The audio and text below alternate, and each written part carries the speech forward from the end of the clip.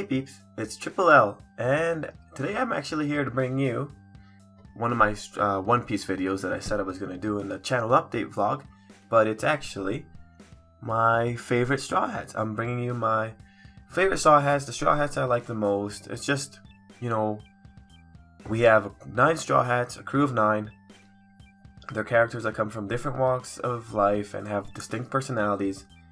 So naturally, people are going to have, are going to gravitate towards different characters. I gravitate towards different characters based on some aspects, I guess I could say. So some characters will work better for different people. Naturally, you would have favorites within our cool bunch of characters. Me personally, I like all the Straw Hats. Actually, I want to just put that out there. Maybe some of my opinions and thoughts on who's what may not jive well with some people, but I like all the Straw Hats, but there are some that I know I like seeing more than others, or some I get way more excited about than others when they're about to get into fights. So without further ado, let's just go in, let's break it down. And we're starting with number 9, which is also technically my least favorite. I don't like saying that because I feel that's really confrontational, but my least favorite, Nami. Okay, so Nami. She's an excellent navigator and she's good at keeping Luffy in line, but she just doesn't jam well with me anymore. She's got a cool power set. I think her power set has a lot of room for improvement because she's pretty much tech based and she probably has so much technology from the Sky Islands. She was one of the people I got the most excited about when we were going into the time skip.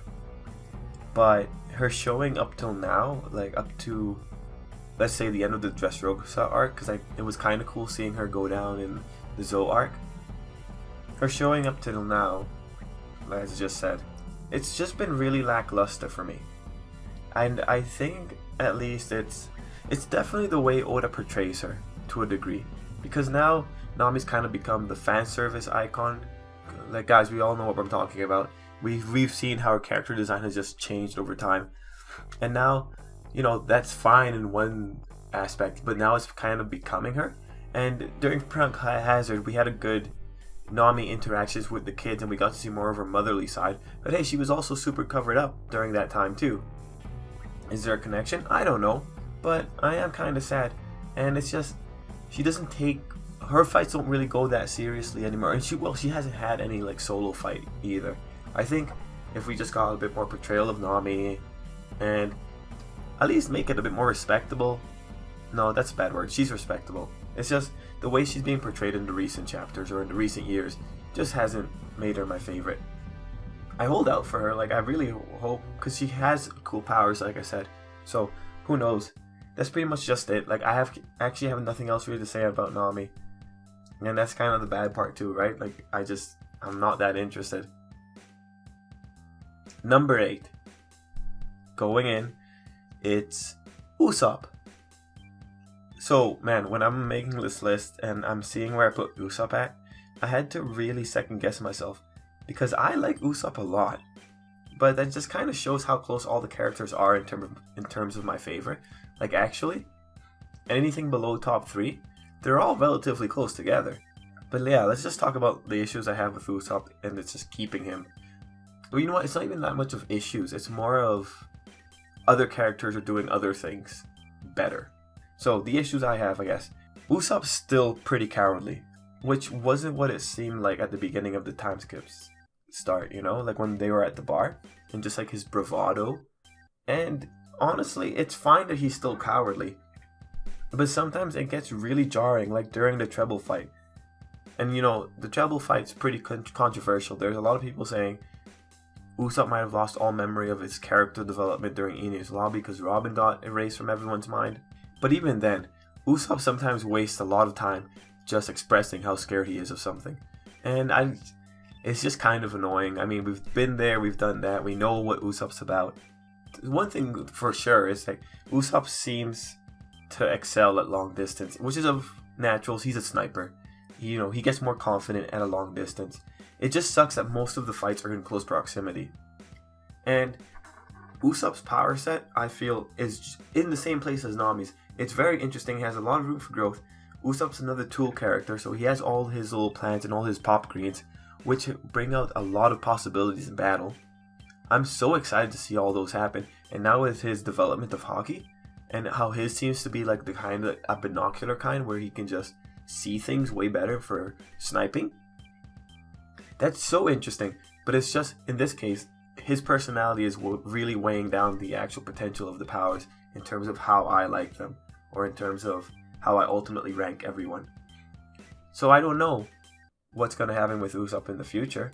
I hope he gets more times to shine, and I hope I'm okay with the cowardliness. I just wish it didn't take up as much time as it does. And that's just my own, that's really the major gripe. Coming in at number 7, it's Robin. So, Robin's really fun to watch because of her macabre sense of humor and her weakness to derpy cute things that we found out during the Zorro arc. And my points with Robin, she's like definitely one of the more complex she's definitely one of the more complex Straw Hats, and her introduction is pretty much the key to the exposition of world history. Like, you know, people feel like when Robin got introduced, we were stepping into this whole scene of a bigger world, because Robin's really the one that's connected to the big world influencing events or pieces of history. Between the poneglyphs and now her connection to the Revolutionary Army, it's just, she holds a lot of keys in her hand, and I'm really excited to see what she's going to bring into the story, because she's going to reveal a lot. It's through her that we're going to find out a lot of possibly epic stuff. Power-wise, the thing I really like about Robin is that really, she's the one Straw Hat that has a surefire way to kill most people with her Hana no Mi. If you think about it, you know, all she needs to do is break a neck, and that's what Robin is, an assassin. It's just, we don't get to see that very often because, well, it's a kid's manga. It's kind of graphic, I suppose, or maybe a bit too violent. That said, her Devil Fruit's development is really appealing to me, because we went from her just sprouting hands and, you know, some eyes, and then giant hands, and now she's sprouting a full clone. I'm really interested to see how far she can take her Devil Fruit, and I think it's just very interesting in general that the Hana no Mi seems like such a random fruit, but yet it seems to have like such versatility. I'm very excited to see more of Robin. I kind of wish her Devil Fruit had a more offensive nature, but it really is just coming down to taking advantage of anything she can.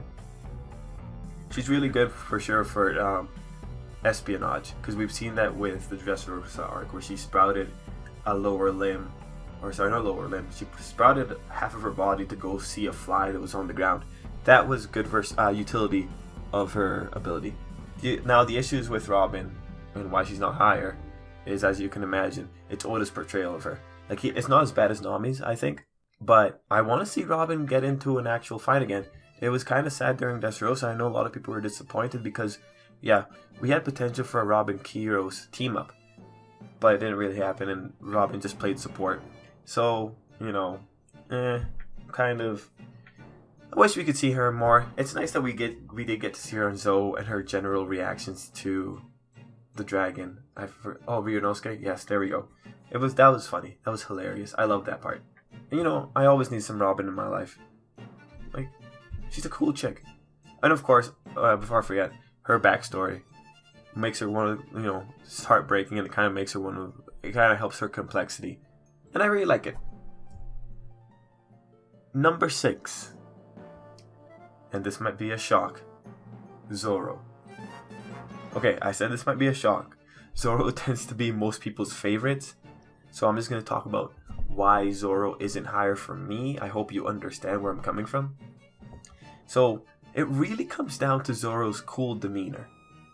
So far through New World, Zorro's been taking it relatively easy while doing relatively badass things and delivering epic lines.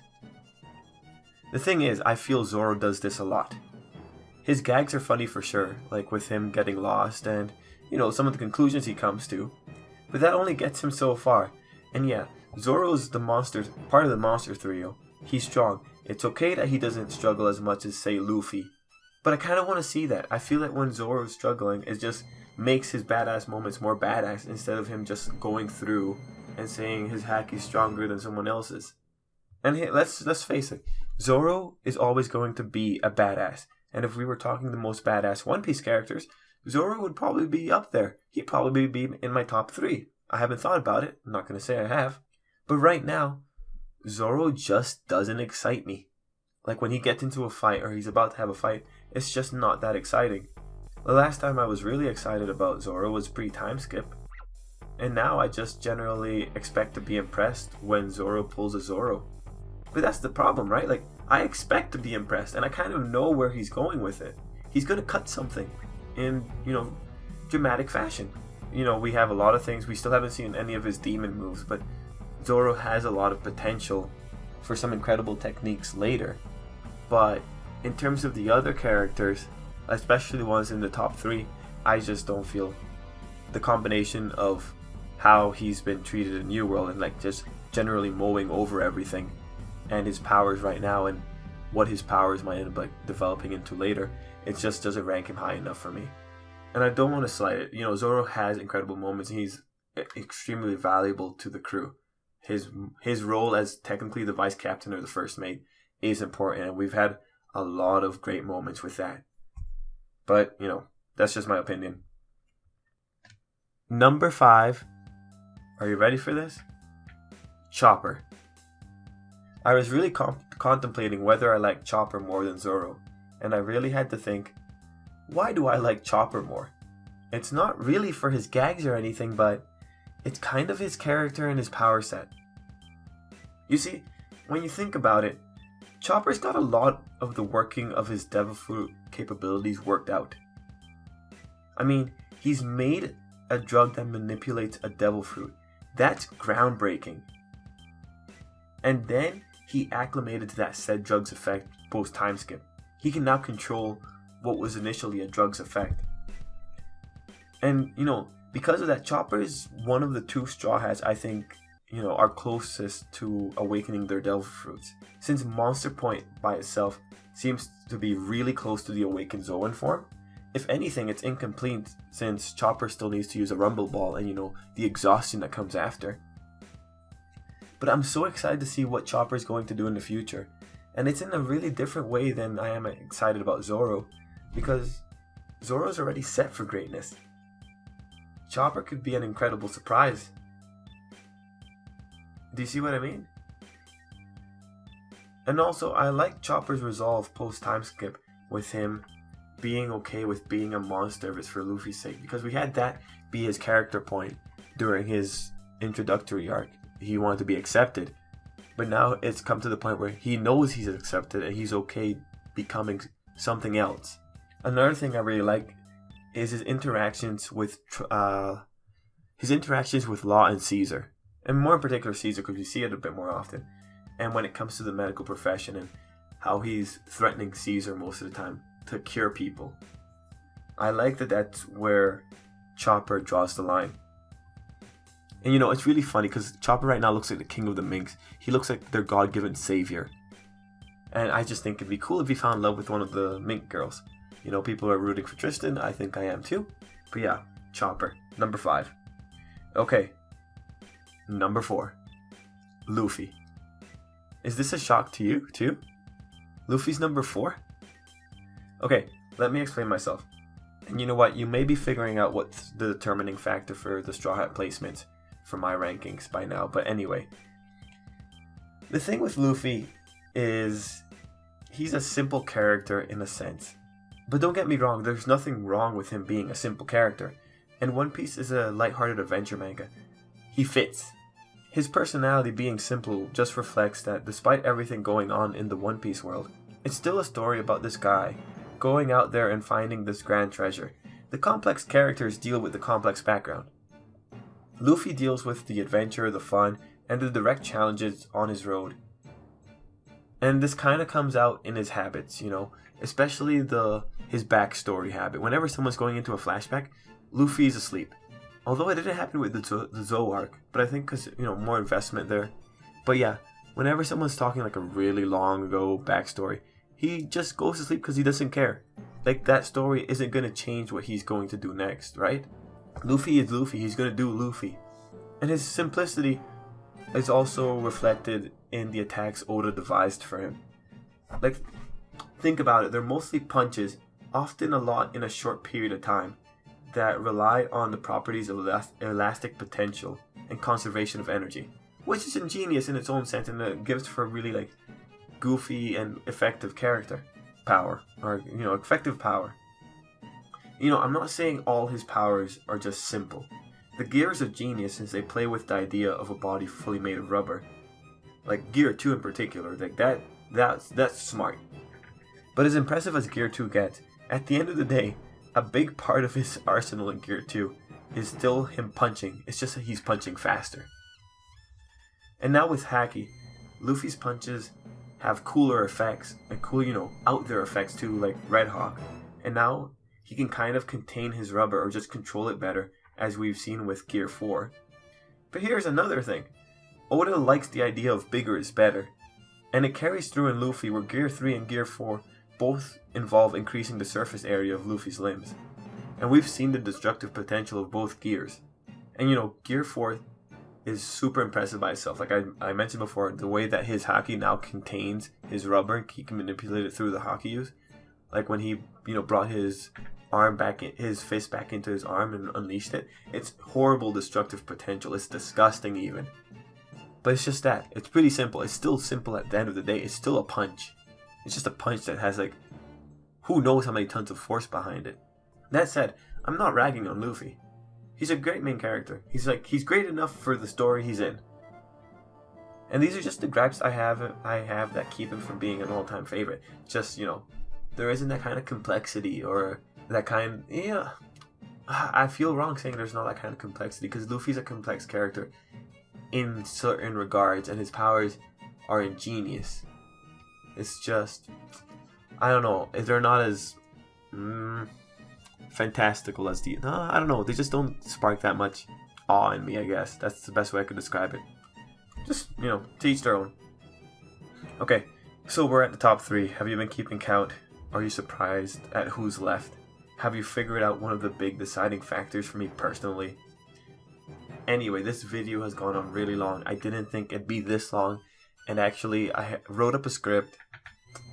And unfortunately, the next 3 characters have way more pages dedicated to them than the other 6. So what's going to have to happen is that I'm going to split this video up into 2 parts. If you want to see the next video, click on the link. I think I'll put it up on the video in the corner somewhere.